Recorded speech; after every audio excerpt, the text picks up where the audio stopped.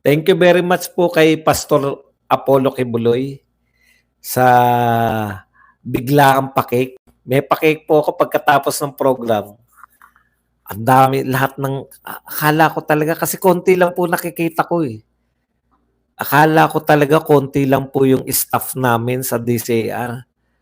Ang dami po pala sa ibang floor. Kinantahan nila ako ng happy birthday ba? Nagu nagulat ako. At may pa-cake pa. Maraming salamat po, Pastor Kibuloy sa pa-cake.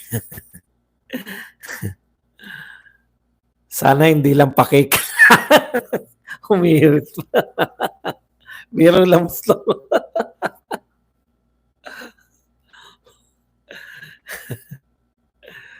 Alam niyo natutuwa po ako kasi 56 na ako ngayon, eh. 4 years na lang, may discount na ako. Dual citizen na ako. Ang natutuwa po ako, parang ang dami ko na pong ang dami ko na po naging buhay. 'Di ba meron pong mga tao na, meron pong mga tao na, "Oh, birthday ko wala nagpaka." Sir Bads, kailan lalaya si Tatay Digong? Hopefully, sana malapit na. Isa ako sa retaliatory attack kanina, nagulat mga anak ko. Tumatawa ako mag-isa. Happy to see you na magkakasama kayo nila Bisdak at KPL sa Birada Agila. Lokohan talaga tong Comelec, itong kay Benok Abante at sang-ayon ako sa sinabi mo, Doc Badong. Pangit talaga siya tignan. Runner-up at talo, pinaupo ni Garcia, Diyos ko. Bakit sa BP Saramaw, wala kang masabi kahit saan pumunta? Di ikaw magsabi. Ikaw ang pumuna. Ako naman, hindi naman ako peke dan, eh. 'Di ba? Ikaw, anti-Duterte ka. Di yun yung trabaho nyo. Banata naman yung mga Duterte, 'di ba? Ganun talaga. Huwag tayo magpikean. Hindi po ako namimeke na ako ay patas. Wala po akong may kinikilingan at may pinapanigan. Pro Duterte ako, ikaw anti-Duterte. Ako bababanat sa Duterte, ikaw ang dapat. Ang problema sa inyo, wala kayong ganitong wala kang vlog. Kaya hindi mo mabanatan na meron nanonood. Yun yung problema mo. Wala tayong problema diyan. Welcome yan. Ganun talaga. Ang ayoko lang yun ng mga nagpapanggap. Hindi naman ako media na mainstream, eh. Vlogger ako, eh, na naging talent sa isang mainstream media. Oo, wala pa akong apo, eh, kaya yung mga apo-apuhan namin yung mga aso, eh.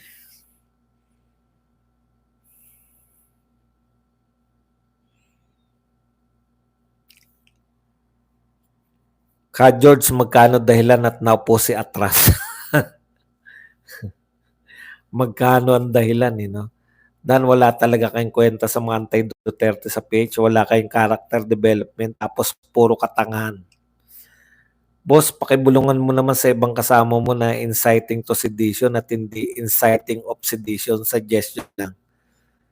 Nakakalimutan ko. Tsaka mahirap po kasi mga talent kami pare-pareho pag mga ganun. Pag mga close ko, pwede. Pare sila PL, sila yung tropa pips. Pero pag iba, siyempre, may mga ego rin yung mga yan, eh. Yung producer na lang dapat.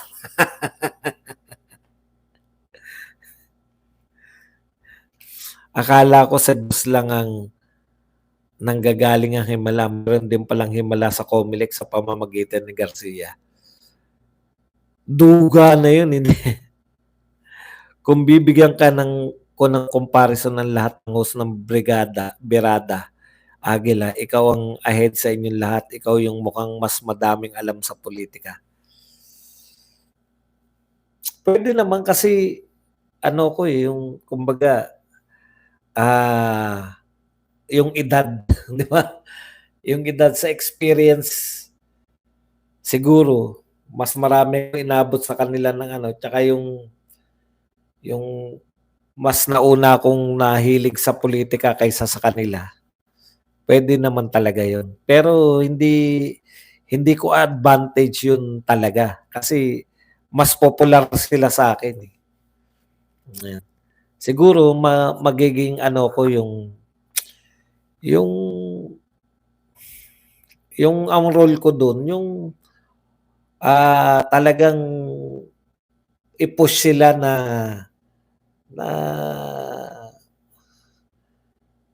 talagang ano yung seryosohin yung pamumulitika namin. Wag po kayong magko-compare sa ibang kalyado, nakakagawa ng, paghahati-hatian, bobong tanong 'yan. Hello ma'am, manood po kayo kay Doc Badong which is really nice. Keep tuning here po. Wag po kayong pair sa ibang kalyado na naka anong wag magko-compare? Hindi ko makuha ano yung ibig mo sabihin na wag magko-compare? Binabaha na po ng Shabu ang karagatan ng Cagayan. Ilocos Norte, Sur, La Union, Pangasinan. So proud of you, Kuya Buds. Soloista, hindi baliktarin. Loyal kahit restaurant. Alona. Hello ma'am, nanonood pala kayo ng Doc Badong which is really nice yan. Comparison really kills Doc Badong yan. Ang ayaw ko sa lahat, kinukumpara ko sa iba. Boss Badong, matanong ko lang, nakausap po ba kayo ni Pastor Kibuloy bago po kayo kinuha sa Berada, para sa Berada? Hindi po yung minsan ko lang po nakaharap si Pastor Kibuloy, minsan ko lang siya nakausap. 'Di ba dumalaw kami, yun lang po. Pero yung bago kami ma-hire dito, nagkausap pa kami, hindi. Minsan ko lang po siya nakaharap. Minsan lang kami nagkaharap. Hindi, okey lang naman sa'min. Kami alam po namin, eh. Magkakasama po kami niyan, eh. Kaming 4, matagal na kami magkakasama. Hindi naman matagal, ibig sabihin buhat nung nagsimula 'tong mga ano, si Bisdak, si BMR, si, KPL, tsaka ako. May formal na kaming, parang nagkakasama-sama na kami niyan, eh. Kasi masisipag silang umattend, mga naka-base kasi sa Maynila. 'Pag may mga rally, madalas kami magkita-kita. Kapalagayan ko na ng loob. Si Brothers Travelers, kaya alam na namin yung kalibre ng bawat isa. Hindi po kami nagsisiraan. Hindi, wala po sa amin yun. Pag sinabi ko po na mas magaling na sila ngayon, puri ko po yun. Hindi ko po kinukumpara yung sarili ko na ako pinakamagaling. Kung kayo po nasasaktan sa honest namin, kami po hindi kami nasasaktan, eh. Kumakain kami sa labas ng mga yan, nagbibiruan kami. Wala po sa amin yun. Yung alam po namin yung kahinaan at kalakasan ng bawat isa. Yun po yun. Alam ko po na iba-iba yung audience namin. Yung audience ko mga older, eh. Mas matatanda. Hindi kami nagkukumpara na mas magaling ako sa kanila, yung biro lang namin yun, yung mga pinanganak ako magandang lalaki, gano'n.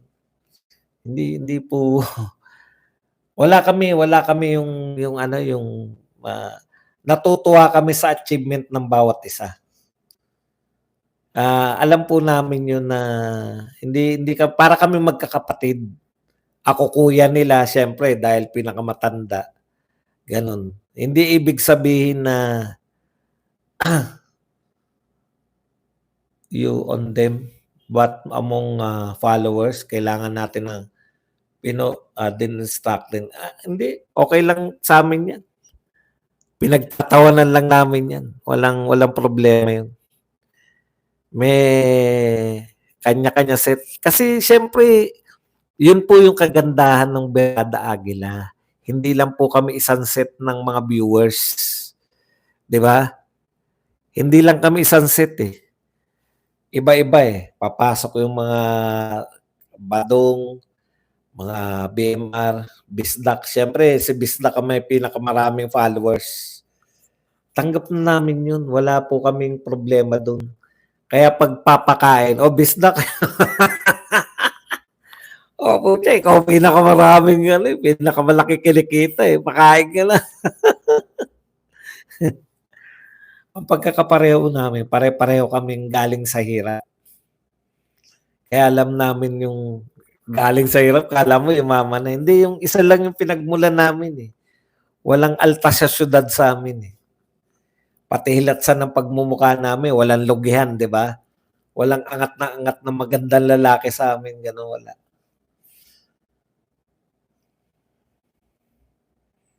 Sa Birada Agila, hindi po ibig sabihin dina-down grade sila. I can say it's a challenge po sa kanila para mas lalo nilang galingan. Wala po sa amin yun. Gustong-gusto nga namin, sabi nga na, alam nyo kung ano bilin namin? Pag may negative comments, i-flash nyo sa screen para masasagot namin.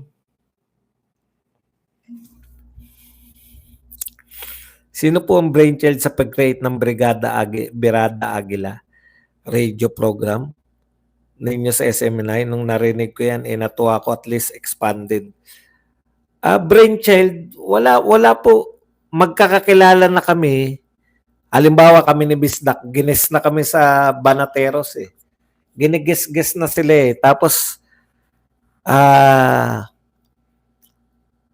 lahat sila, Waxis. Ako lang po yung bagong salta dyan sa grupo. Dati na po silang may ugnayan kay Pastor Kibuloy. Dahil dati na silang anong tag doon, endorser ng Waxis. Meron silang burger na Waxis, mga endorser po sila. Ako lang po yung pinakabagong salta doon sa Birada Agila. So dati na silang kasama, naiimbitahan na sila sa mga pagtitipon ng mga SMNI. Parang unofficial vlogger na sila na SMNI. Kasi kumbaga, nakilala na sila, kinuha na silang endorser. Ayun. Ako yung bago. Nagsimula lang ngayong, parang unofficial, naiimbitahan na ako kasi, di ba yung si Pastor, tumakbo. Buhat nung tumakbo si Pastor, pag may event, pag kaya ko,